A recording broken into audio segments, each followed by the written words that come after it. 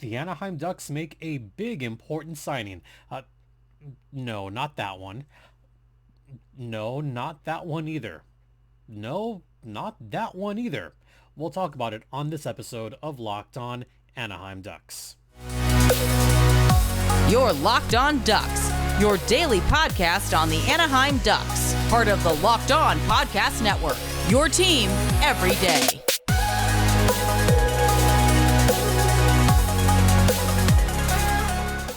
Welcome to Locked On Anaheim Ducks, part of the Locked On Podcast Network. I'm your host, Jason J.D. Hernandez. I've been covering hockey for well over a decade. Thank you for making this your first listen. A reminder that this episode is brought to you by Birddogs. Go to birddogs.com/LockedOnNHL or enter promo code LockedOnNHL for a free white tech hat with any order. You won't want to take your Birddogs off, we promise you. All right, let's get right into it today. So there was a signing that took place earlier in the week that I want to get to. But before I talk about that, we're going to try to get through 3 episodes this week. I've been feeling under the weather. I'm still feeling quite under the weather. So this is going to be a super short episode. But, you know, we're going to gut through it, and we're going to try to get through the next 15 to 20 minutes as best we can. In fact, I'm going to make this a one-taker just so I can get through it, get it over with. Took some cough drops, took some medicine. So, you know, I'm feeling as good as I can for the next 15 minutes. We'll see how far I can go. All right. So earlier this week, the Ducks made a signing. They did sign Troy Terry last week. And as if you could tell, I was more than super excited about that. I'll be honest here. So that took place last week. So when I saw the Troy Terry signing, I'm thinking, okay, so what's going to be next? Is it going to be Trevor Zegras? No. Is it going to be JD? No. Okay. So who's left to re-sign? No one? No. Wait. What name is that? That's a goalie. What are the Ducks doing? Okay, I don't know what the Ducks are doing there, but they made a curious signing earlier this week. They signed veteran goaltender Alex Stalock to a 1-year, one-way contract, and that part is important. It's a one-way contract for $800,000. So first, let's talk about Alex Stalock, who spent last season mired in mediocrity because he played for the Chicago Blackhawks. Stalock last season did fairly well in 27 games, had a 301 goals against, a 908 save percentage. Cool. 2 shutouts. Great. Record was 9-15-2. Look, it's the Chicago Blackhawks. There were times where they couldn't even score more than 1 goal. So that 9-15-2 mark, probably not the best barometer for how he's done. So I looked at some of the metrics. Would you believe they're almost the same as John Gibson? Alex Stalock had an average negative expected goals of negative 0.14. Slightly worse than John Gibson, who had an average of negative 0.13. So you see where I'm going with this. John Gibson's numbers slightly better than Alex Stalock, but Stalock has also been around for a very long time. Stalock is on the wrong side of 30. In fact, he just turned 36 years old. Just a couple weeks ago. So, hey, happy birthday, Alex Stalock. You're now a member of the Anaheim Ducks organization. Or should I say the Anaheim Ducks organization, maybe the San Diego Gulls. And I'll get to that in a second.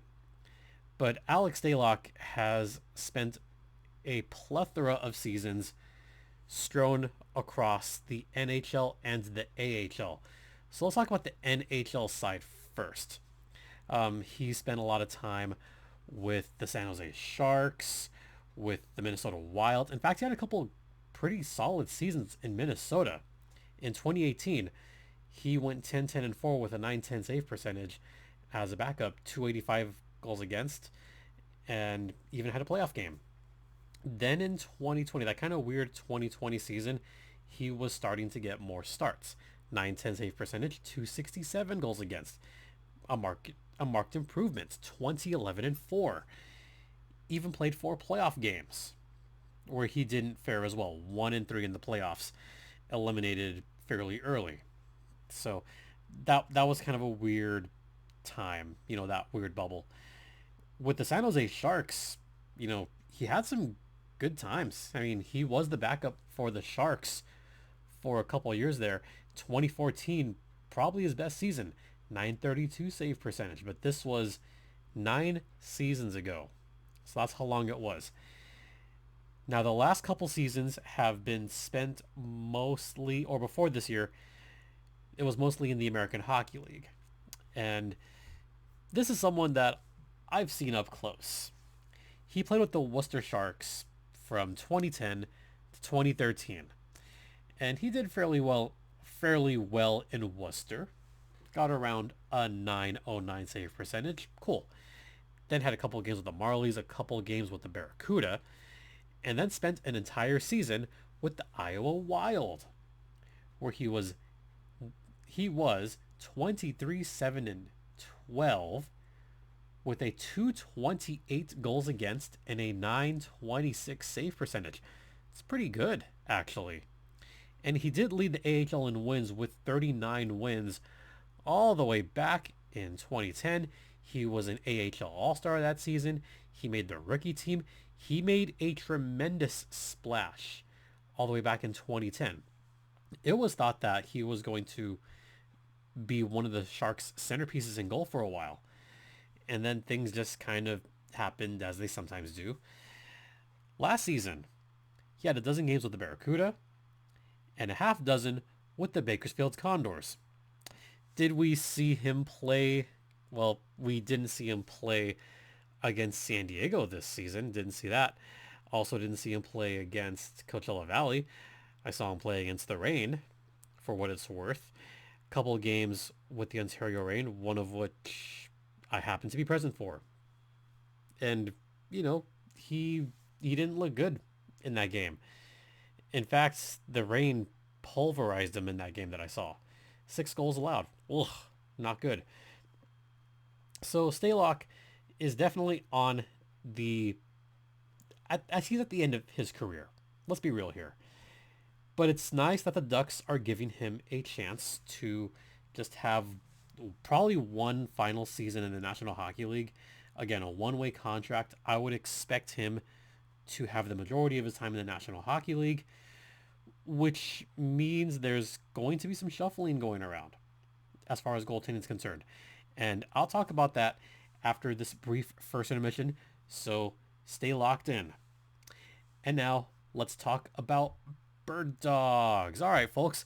So I like Birddogs a lot. I'm a big fan of the liners and the shorts. I mean, I'm a big fan of the in-shorts liners in general. I used liners for the New York Marathon. I like they're so comfy. The Birddogs are so comfortable. They're nice stretch khaki shorts. They come in really cool colors. You have navy blue, you got khaki color, you got dark gray. I love the dark gray ones, by the way, but they are super comfortable. They fit slimmer through the thigh, so none of that really boxy looking shorts. It's a sculpted look. And they do the exact same thing as Lululemon, but they fit way, way better. And, they're better than regular shorts that are made of like stiff cotton. No.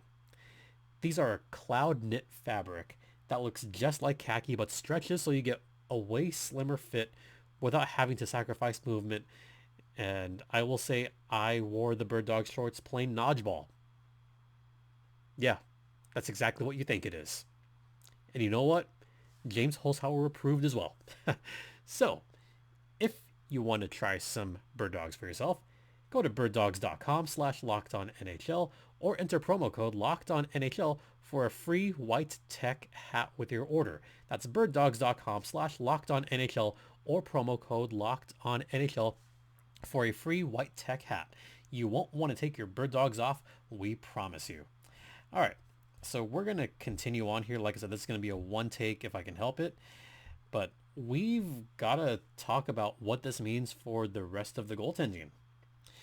So with Alex Stalock having a one-year deal, a one-way contract, that means if he gets sent down to San Diego, he would have to pass through waivers.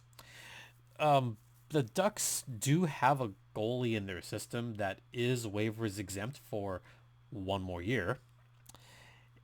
And I thought he was ready, but maybe Pat Verbeek has other ideas. Or maybe, hear me out, maybe he wants to protect young Lukas Dostal for one more season. So maybe this is good news for San Diego Gulls fans.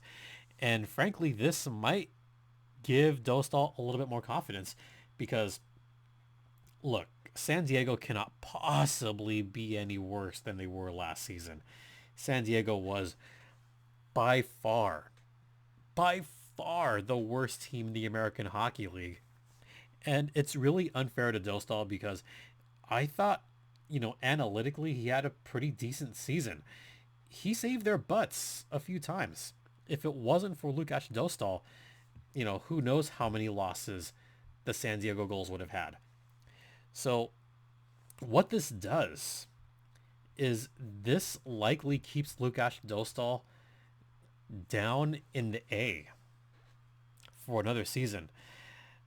To me, that's almost insulting because Dostal's ready for the NHL, right? Right, guys? I mean, Dostal proved it last season in his time with the Anaheim Ducks. I thought he was ready. Plenty of others thought he was ready, but I guess not. Or maybe, hear me out, maybe Pat Verbeek realizes that they're not ready yet, and maybe he doesn't want to expose Dostal too early. There could be a myriad of reasons why this signing was made. Also, you just got to think about this. Good for Stalock. Dostal, last season with the Ducks, he had a .901 save percentage. It wasn't bad. But he was 4-10-3. Again, not his fault. 378 goals against. Not entirely his fault. With San Diego, he had a goals against under 3. He was 11-21-0. He had that record in spite of San Diego's incredibly awful defense. You thought the Ducks defense was bad. The Gulls defense was way worse. So maybe this will give Dostal a chance to really pick up those numbers and maybe just get a little bit more experience under his belt. But I don't think he needs any more experience. I mean, he just turned 23. He should be backing up John Gibson in the NHL right now. Or there could be something bigger going on. Think about that. But let's think about the pipeline first before I get into that conversation. So Dostal would remain with the Gulls, more than likely. Calle Clang, he'd be backing up Lukas Dostal in San Diego. All right, that's good for Calle Clang. Clang isn't thrust into that starting role just yet. So maybe that's good. So where does that leave young Gage Alexander? I think Alexander is likely going to go down to Tulsa, get some seasoning in. Gage is only 20 years old, I think. And maybe this 1 year in Tulsa will give him the confidence he needs. And I expect him to be the starting goaltender for the Tulsa Oilers this coming season. So as far as the goaltending pipeline is concerned, it protects them for another season, but you can only protect your young goalies so much. I mean, I'm clearly of the belief that Dostal is ready now, but maybe the organization has other plans, which I kind of respect. I mean, it's nice to get a veteran depth goalie for the Anaheim Ducks, and a veteran, I can't believe I'm saying this, a veteran goalie in front of Calle Clang and Lukas Dostal. Yes, Lukas Dostal is an AHL almost veteran. Oh my god, I cannot believe I said those words. Yeah, it's interesting. It's really interesting right now. So, yeah, that's where we are with that. One final thing I want to touch on before we wrap up. What does this mean for, I don't know, the future of another certain goalie on the team? I'm, of course, talking about John Gibson. Oh boy. There was the rumors earlier this summer that John Gibson was looking to be on the way out. There there are the articles that say that he's not going to get traded. The Ducks are going to keep him. But, what if? There's always that proverbial what if. What if the Ducks do move on from John Gibson? If the price is right, or if the players are right, what if a team offers, a king's ransom for John Gibson and he departs? Well, now at least you have Stalock and Dostal as your tandem in Anaheim, and Dostal would be more than ready for that. Then you'd have Klang and Alexander in San Diego, and Tulsa. Oh boy, Tulsa. Well, Tulsa was also really bad last season. Just organizationally, this team was very difficult to talk about. It was tough, folks. Believe me. I mean, it was tough for you to watch. Imagine trying to talk about this all season long. John Gibson could leave in the next year or two. He could. I almost do not want to say this because I'm a big fan of his, but this to me is a little bit like Shohei Ohtani. Ohtani's been frustrated lately. Gibson's been very frustrated lately. What if your star players get so sick of all the losing that they just say, screw it, I'm out of here? I mean, you have to be prepared for that possibility. You just have to. Oh boy. All right. I think we're going to wrap it up now because I think that's all my voice can handle right now. Apologies for that. But I just want to thank you all for your support. We're going to try to get a couple... Actually, what my plan is right now is I have 3 other episodes in the can. I recorded a 2-parter with Robin Lianio from Locked On Coyotes. So this was recorded last week. I'll look a little bit different. So we're going to try to get that out as soon as possible. And then I had another random episode as I was kind of traveling around. So that'll be out probably next week because it's kind of an evergreen episode. So that'll remain on the back burner. Of course, if there's any news or updates, I'll have it on the LO_Ducks Twitter. The Twitter account is at LO_Ducks. Yes, I'm still calling it Twitter. And my personal Twitter is at StimpyJD. If you want to email me, my email is lockedonanaheimducks@gmail.com. And thanks for tuning in. Thanks for listening. This podcast is free and available across all platforms, including Stitcher, Spotify, Odyssey, Apple Podcasts, Google Podcast, and ad-free on Amazon. So check us out there. And also on, I forget what else at the moment. Brain's kind of fogged right now. Oh, yeah. This is going to be an interesting season, folks. Already it's going to be interesting. And we're just waiting. When are they going to sign Trevor Zegras? When are they going to sign Jamie Drysdale? It's got to come at some point soon. We're already in mid-August. Got to get those signings done. Pat Verbeek, what are you waiting for? Once again, thank you all for your continued support. It is so greatly appreciated. And once again, just thanks for all the kind words. Thanks for all the well wishes. I am so trying to stay positive here and just trying to keep my health as good as possible. And I know it's not been easy, but I'm going to try to get there. So thank you all once again. For Locked On Anaheim Ducks, I'm Jason JD Hernandez saying have a great rest of the day. Please remember to be safe out there. Please be safe out there. Please be kind to one another. And Ducks fly together.